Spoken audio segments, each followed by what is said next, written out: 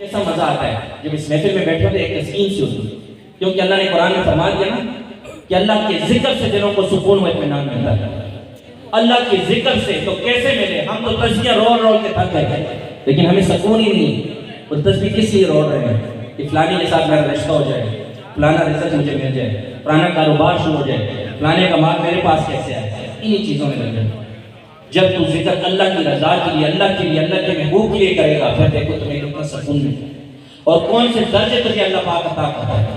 अपने दिल को पाक कर लो, ये अल्लाह का घर है। अल्लाह पाक फरमाते हैं मैं कहीं नहीं समाता हूँ तो मोमिन के कल्ब में, और मोमिन का कल्ब अर्श नज़ीर है।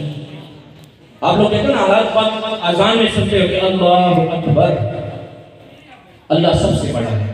कितना बड़ा है तुम्हारे दिमाग में, कितना बड़ा है, कितना बड़ा होगा।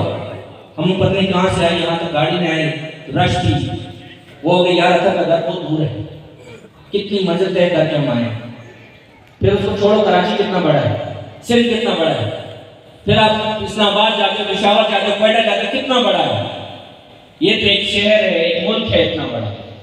फिर इसमें दुनिया है, दुनिया से बड़े फिर सितारे, सयारे, चांद, सूरज, आसमान, खलाएं और क्रिस्टल, ऐसे ऐसे क्रिस्टल्स हैं कि जिनके सामने ये दुनिया चूंटी के पांव के बराबर है।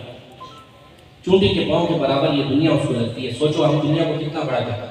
उन क्रिस्टलों से भी बड़े बड़े क्रिस्टल हैं। फिर आसमान है,